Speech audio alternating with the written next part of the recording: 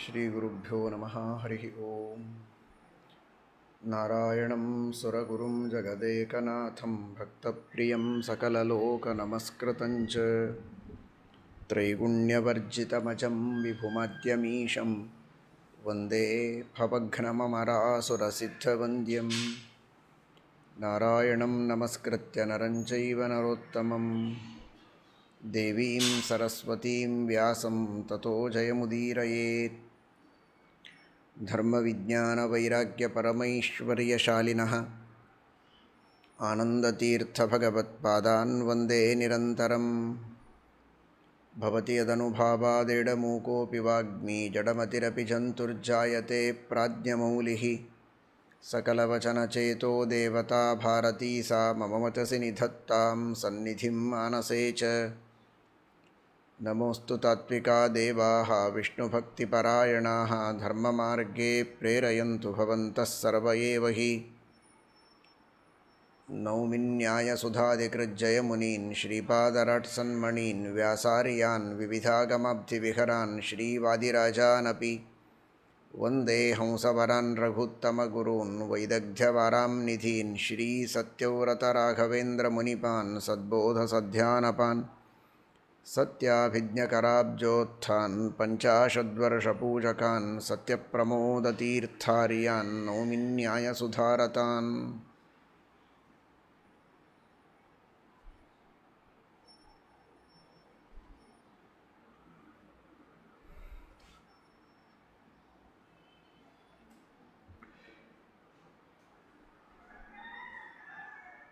ಶ್ರೀಕೃಷ್ಣ ಪರಮಾತ್ಮ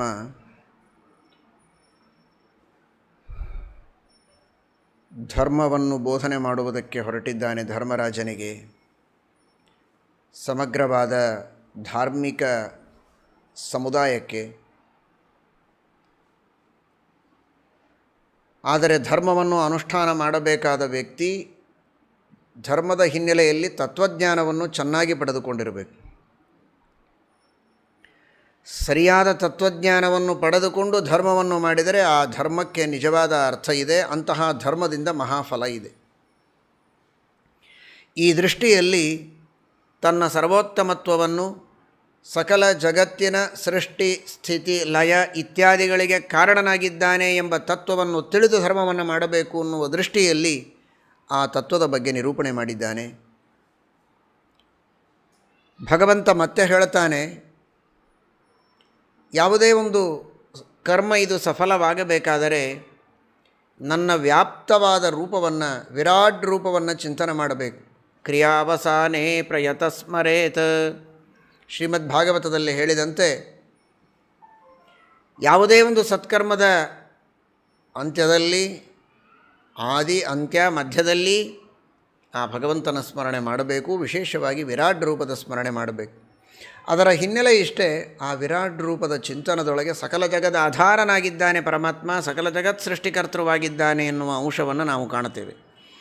ಆಗ ಈ ಕರ್ಮ ಪರಿಪೂರ್ಣವಾಗಿ ಭಗವದ್ ಅಧೀನ. ಕರ್ಮವನ್ನು ಮಾಡಿಸುವುದು ದೇವರು, ಕರ್ಮಕ್ಕೆ ಫಲ ಕೊಡುವವನು ದೇವರು. ಆ ಕರ್ಮದ ಫಲವಾಗಿ ನಮಗೆ ಇಹಲೋಕದಲ್ಲಿ ಸುಖ ಸಿಗಬಹುದು, ಪರಲೋಕದಲ್ಲಿ ಸುಖ ಸಿಗಬಹುದು. ಇಹಲೋಕ ಪರಲೋಕಗಳೂ ಭಗವಂತನ ಅಧೀನ. ವೇದಗಳು ಪರಮಾತ್ಮನನ್ನು ಆಶ್ರಯಿಸಿಕೊಂಡಿವೆ, ಗೋವುಗಳು ಪರಮಾತ್ಮನನ್ನು ಆಶ್ರಯಿಸಿಕೊಂಡಿವೆ. ಒಂದು ಕರ್ಮ ಮಾಡುವುದಕ್ಕೆ ಏನೆಲ್ಲ ಸಾಮಾನ್ಯವಾಗಿ ಬೇಕು? ಈ ದೇಹ, ಈ ಲೋಕ, ದೇವತೆಗಳು, ಕರ್ಮ, ಪುಣ್ಯಪಾಪಗಳು, ಗೋವುಗಳು, ನಾನಾ ವಿಧವಾದ ಪಶುಗಳು, ಪಂಚಮಹಾಭೂತಗಳು ಎಲ್ಲವೂ ಭಗವಂತನಲ್ಲಿ ಆಶ್ರಿತವಾಗಿದೆ, ಭಗವಂತನಿಂದಲೇ ಹುಟ್ಟಿವೆ ಎನ್ನುವುದು ಆ ವಿರಾಟ್ ರೂಪದ ಚಿಂತನದಲ್ಲಿ ನಮಗೆ ತೋರಿ ಬರ್ತದೆ. ಪಾತಾಳಮೇತಸ್ಯ ಹಿ ಪಾದಮೂಲಂ ಇತ್ಯಾದಿಯಾಗಿ ಭಾಗವತದಲ್ಲಿ ವರ್ಣನೆ ಮಾಡಿದ್ದಾರೆ.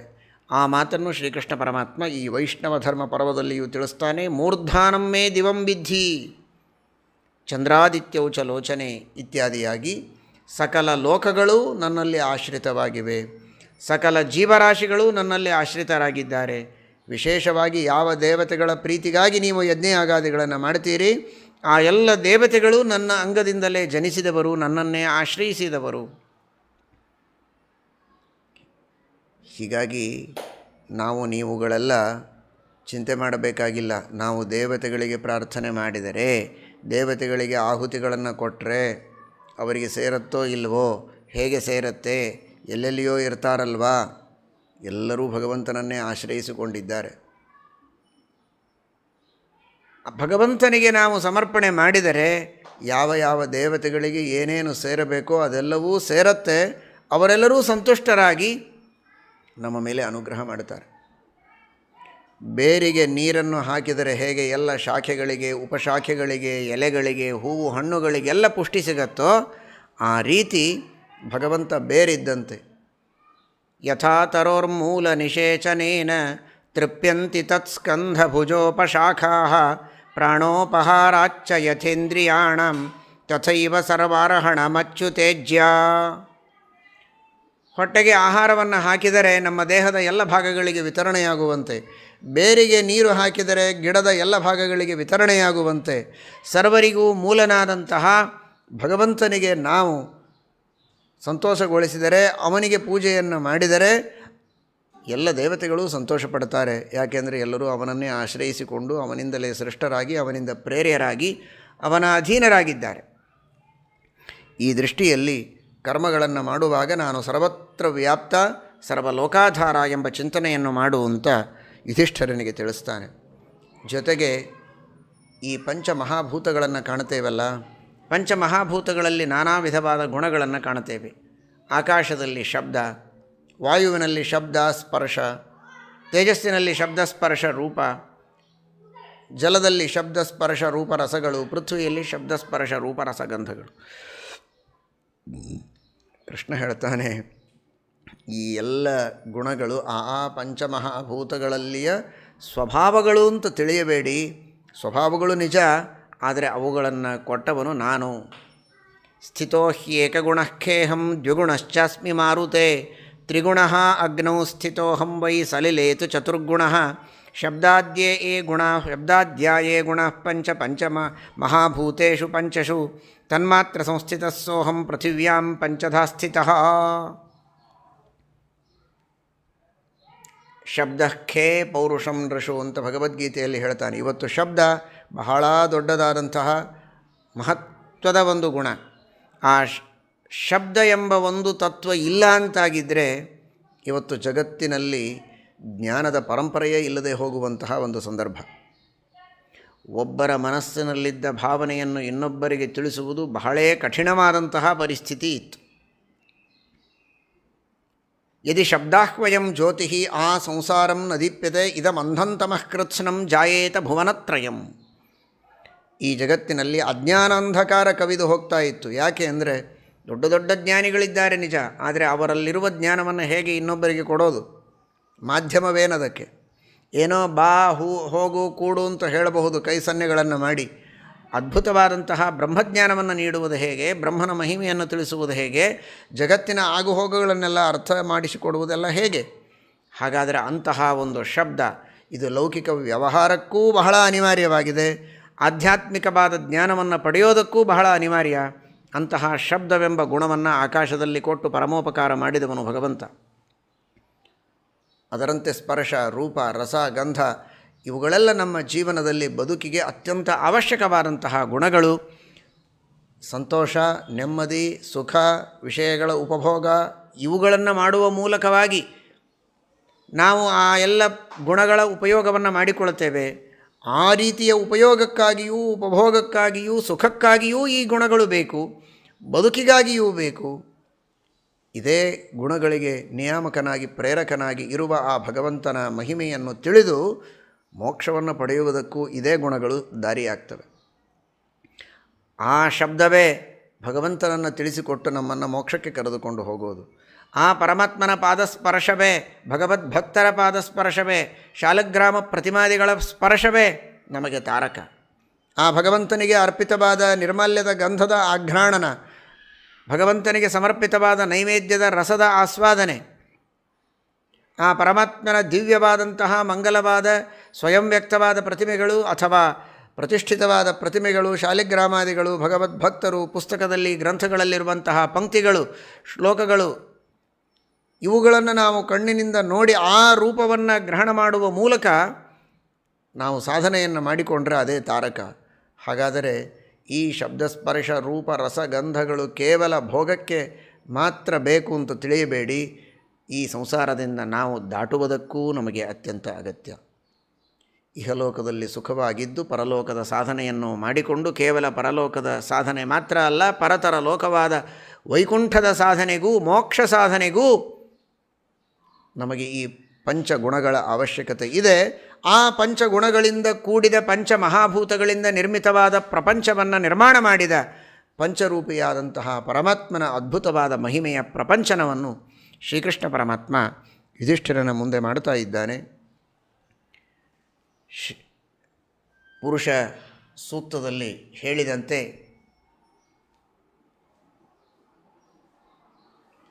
ಪರಮಾತ್ಮನ ಅದ್ಭುತವಾದಂತಹ ಸಹಸ್ರಶೀರ್ಷತ್ವಾದಿ ಮಹಿಮೆಗಳನ್ನು ತಿಳಿಯುವುದು ಅವಶ್ಯಕ ಅಂತ ಕೃಷ್ಣ ಹೇಳ್ತಾನೆ. ಅಹಂ ಸಹಸ್ರಶೀರ್ಷಸ್ತು ಸಹಸ್ರವದನೆ ಕ್ಷಣಃ ಸಹಸ್ರಬಾಹುರದ ಬಾಹೂದರಭೃತ ಸಹಸ್ರಾಕ್ಷ ಸಹಸ್ರಪಾತ್. ಪ್ರತಿಯೊಬ್ಬ ಜೀವರಾಶಿಗಳ ತಲೆಯಲ್ಲಿಯೂ ದೇವರ ತಲೆ ಇದೆ, ಎಲ್ಲರ ಕಣ್ಣಿನಲ್ಲಿ ದೇವರ ಕಣ್ಣಿದೆ, ಎಲ್ಲರ ಕೈಯಲ್ಲಿ ದೇವರ ಕೈ, ಕಾಲುಗಳಲ್ಲಿ ದೇವರ ಕಾಲು. ಹೀಗಾಗಿ ಜೀವರಾಶಿಗಳು ಎಷ್ಟು ಅನಂತ ಜೀವರಾಶಿಗಳಿದ್ದರೆ ಆ ಅನಂತ ಜೀವರಾಶಿಗಳ ತಲೆ ಕೈ ಕಾಲುಗಳಲ್ಲಿ ದೇವರ ತಲೆ ಕೈ ಕಾಲು ಕಣ್ಣುಗಳೆಲ್ಲ ಇದ್ದ ಮೇಲೆ ಆ ಭಗವಂತನ ಕಣ್ಣು ಕೈ ಕಾಲುಗಳೆಲ್ಲ ಎಷ್ಟು ಅನಂತ.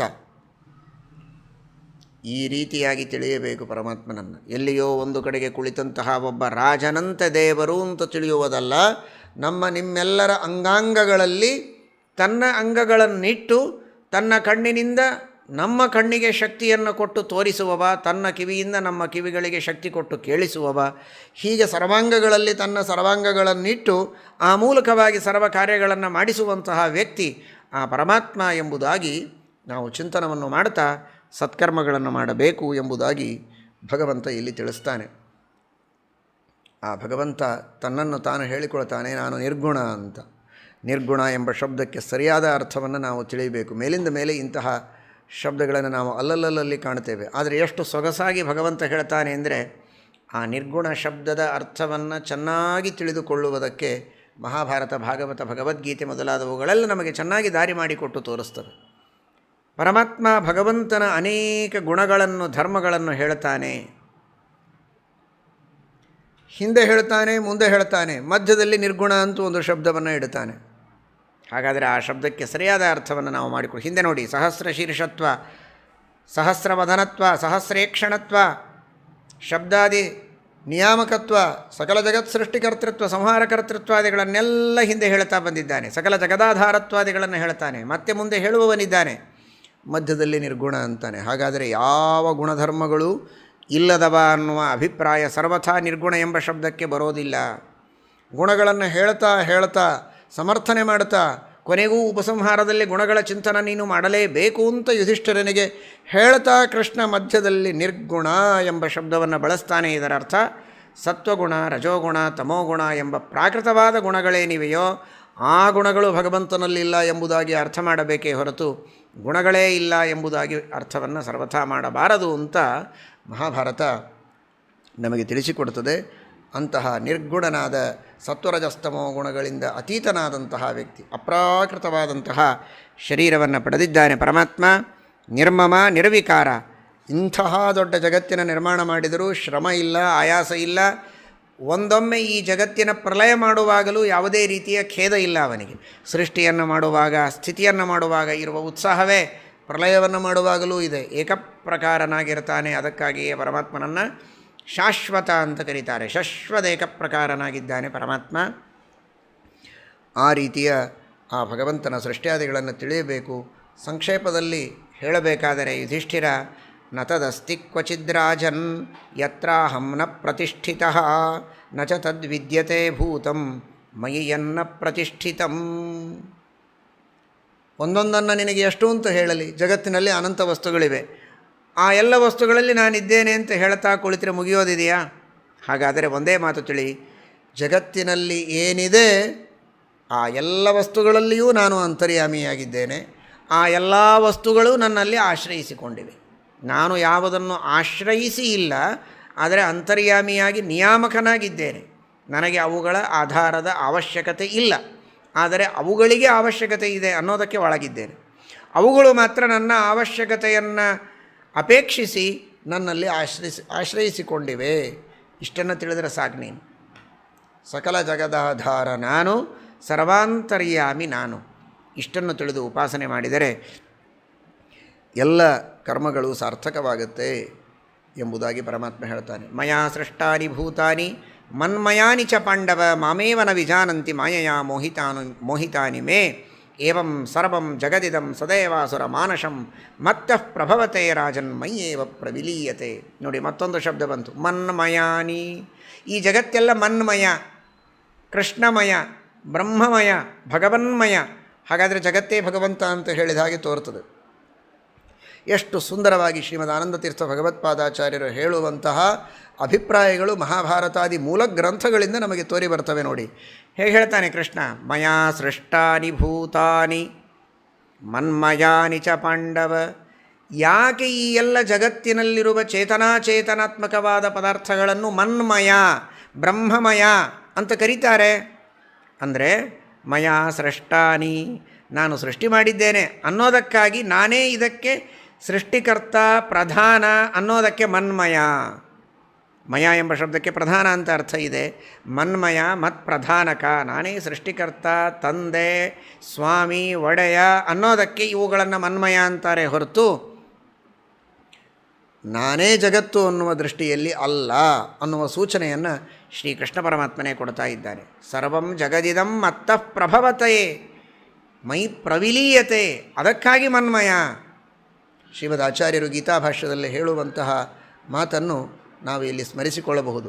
ಸ್ರಷ್ಟ ಪಾತಾಚ ಸಂಹರ್ತ ನಿಯಂತ ಚ ಪ್ರಕಾಶಿತ ಯತಃ ಸರ್ವಸ್ಯ ತೇನಾಹಂ ಸರ್ವೋಸ್ಮಿ ಇತಿ ಋಷಿಭಿ ಸ್ಮೃತಃ.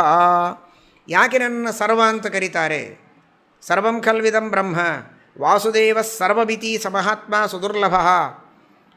ಯಾಕೆ ದೇವರನ್ನು ಸರ್ವ ಅಂತ ಕರೀತಾರೆ? ರಸೋಹಂ ಅಪ್ಸು ಕೌಂತೇಯ ಪ್ರಭಾಸ್ಮಿ ಶಶಿ ಸೂರ್ಯಯೋ, ನಾನೇ ರಸ, ನಾನೇ ಪ್ರಭಾ.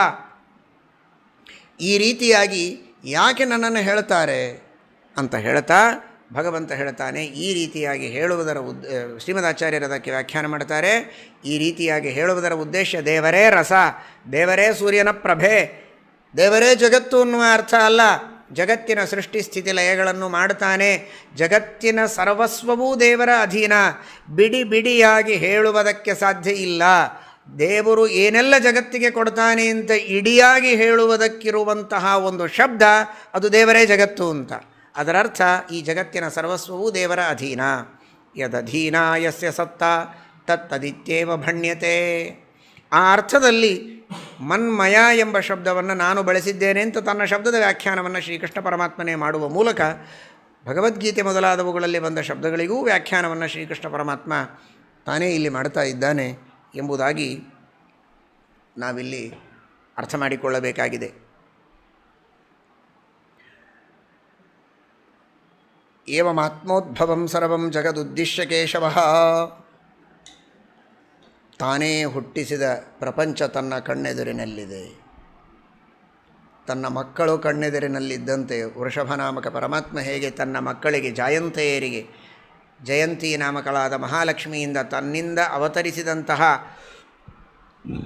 ಜಾಯಂತೆಯರಿಗೆ ಉಪದೇಶ ಮಾಡ್ತಾನೆ, ಹಾಗೆ ಕೃಷ್ಣ ಈಗ ಸಕಲ ಜಗತ್ತಿಗೆ ಉಪದೇಶ ಮಾಡ್ತಾ ಇದ್ದಾನೆ. ಯಾಕೆಂದರೆ ಇಡೀ ಜಗತ್ತೇ ದೇವರ ಮಕ್ಕಳಿದ್ದಂತೆ. ತಂದೆ ಮಕ್ಕಳಿಗೆ ಉಪದೇಶ ಮಾಡದೆ, ಗುರುಗಳು ಶಿಷ್ಯರಿಗೆ ಉಪದೇಶ ಮಾಡದೆ ಇನ್ಯಾರು ಮಾಡಬೇಕು? ಜಗದ್ಗುರುಗಳಿಗೂ ಗುರುವಾದವನು ಭಗವಂತನೇ. ಕೃಷ್ಣಂ ವಂದೇ ಜಗದ್ಗುರುಂ, ಜಗದ್ಗುರುವೂ ಹೌದು, ಅವನೇ ಪತಿಯೂ ಹೌದು, ಅವನೇ ಪಿತಾ ಮಾತಾ ಎಲ್ಲವೂ ಹೌದು ಅನ್ನೋದಕ್ಕಾಗಿ ಏವಂ ಆತ್ಮೋದ್ಭವಂ ಸರ್ವಂ ಜಗದುದ್ದಿಶ್ಯ ಕೇಶವಃ ಅಂತಾರೆ ವೈಶಂಪಾಯನರು. ತನ್ನ ಸೃಷ್ಟಿಯಲ್ಲಿ ಹುಟ್ಟಿ ಬಂದ ಎಲ್ಲ ಜೀವರಾಶಿಗಳನ್ನು ಕುರಿತು ಪರಮಾತ್ಮ ಧರ್ಮೋಪದೇಶವನ್ನು ಮಾಡ್ತಾ, ನೀವು ಈ ರೀತಿ ನಿಮ್ಮ ಮಕ್ಕಳಿಗೆ ಶಿಷ್ಯರಿಗೆ ಧರ್ಮೋಪದೇಶವನ್ನು ಮಾಡಬೇಕು ಅಂತ ಜಗತ್ತಿಗೆ ತೋರಿಸಿಕೊಡ್ತಾ ಇದ್ದಾರೆ.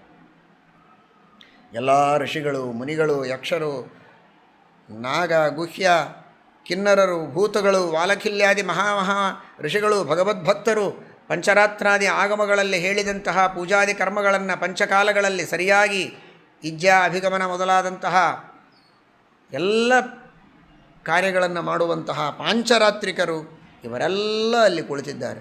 ಎಲ್ಲರೂ ಯುಧಿಷ್ಠಿರನ ಜೊತೆಗೆ ಧರ್ಮವನ್ನು ಕೇಳುವುದಕ್ಕೆ ಅಂತ ಸಿದ್ಧರಿದ್ದಾರೆ.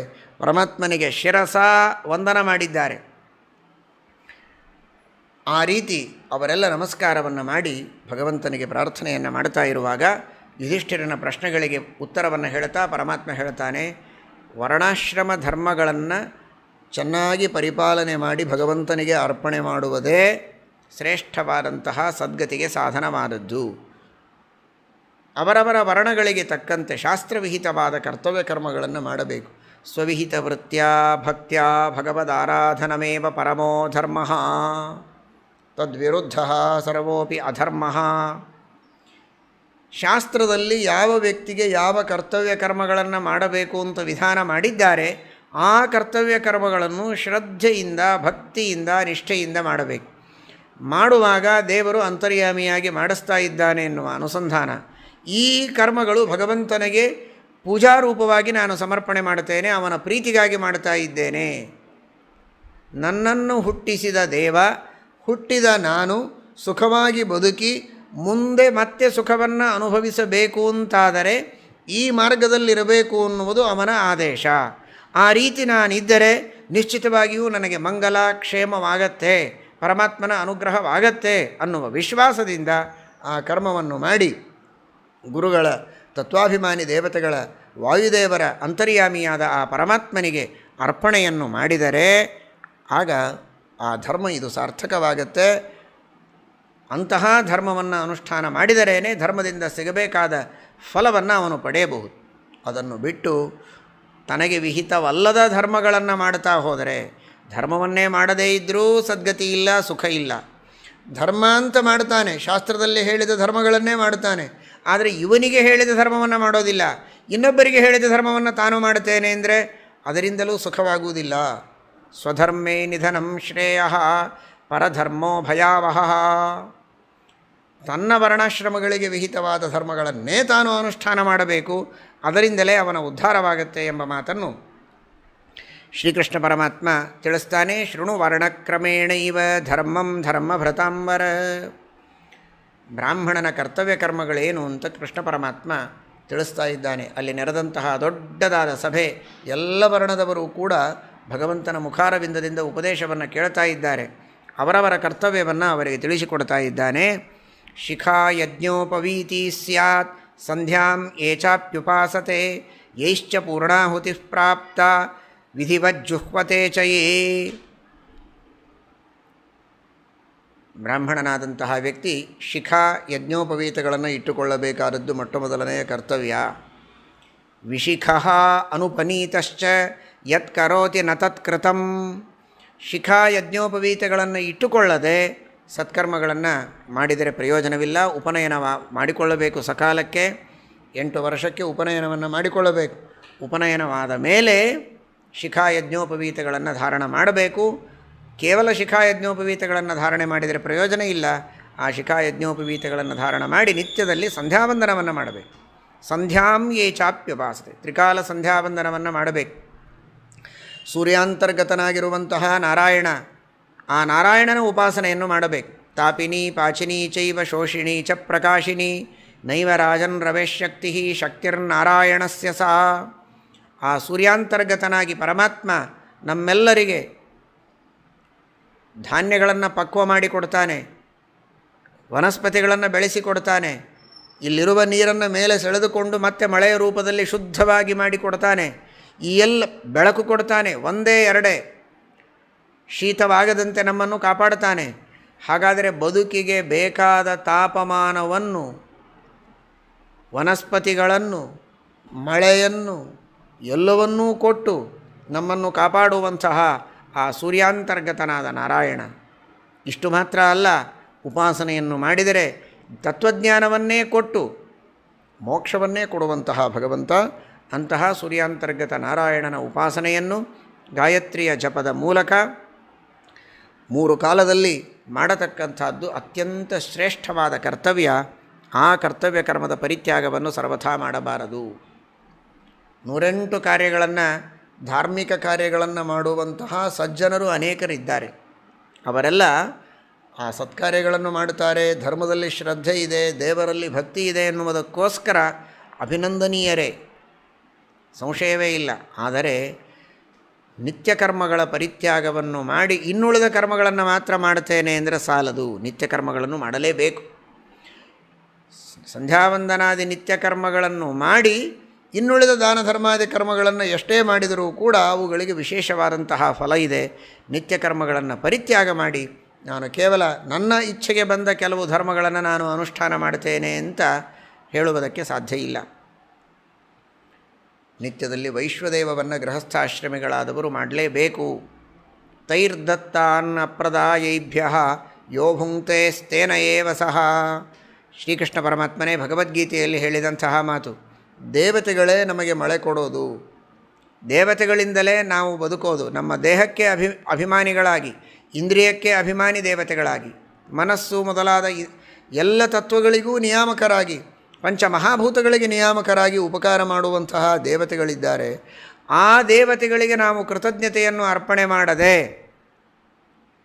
ಅವರಿಗೆ ಆಹುತಿಗಳನ್ನು ನಾವು ಕೊಡದೆ, ನಾವು ಮಾತ್ರ ಆಹಾರವನ್ನು ಸ್ವೀಕಾರ ಮಾಡಿದರೆ ನಿಜವಾಗಿ ಯಾರ ಸ್ವತ್ತೋ ಅವರ ಅನುಜ್ಞೆಯನ್ನು ಪಡೆಯದೆ, ಅವರಿಗೆ ಒಪ್ಪಿಸದೆ, ಅವರ ಆಜ್ಞೆಯನ್ನು ತೆಗೆದುಕೊಳ್ಳದೆ ನಾವು ಸ್ವೀಕರಿಸಿದರೆ ಕಳ್ಳರು ಅಂತಾನೆ ಕೃಷ್ಣ. ಯೋ ಭುಂಕ್ತೆ ಸ್ಥೇನ ಏವ ಸಹ. ಅವನು ಕಳ್ಳ ಇದ್ದ ಹಾಗೆ.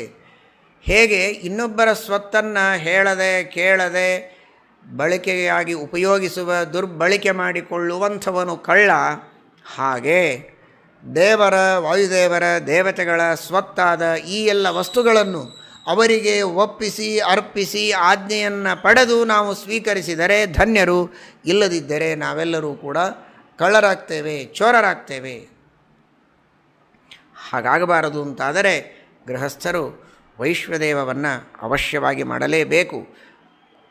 ಕೇವಲ ಅಗ್ನಿಯಲ್ಲಿ ಆಹುತಿಗಳನ್ನು ಹಾಕಿ ದೇವತೆಗಳಿಗೆ ಸಂತೋಷಪಡಿಸ್ತೇವೆ ಅಂದರೆ ಸಾಲದು.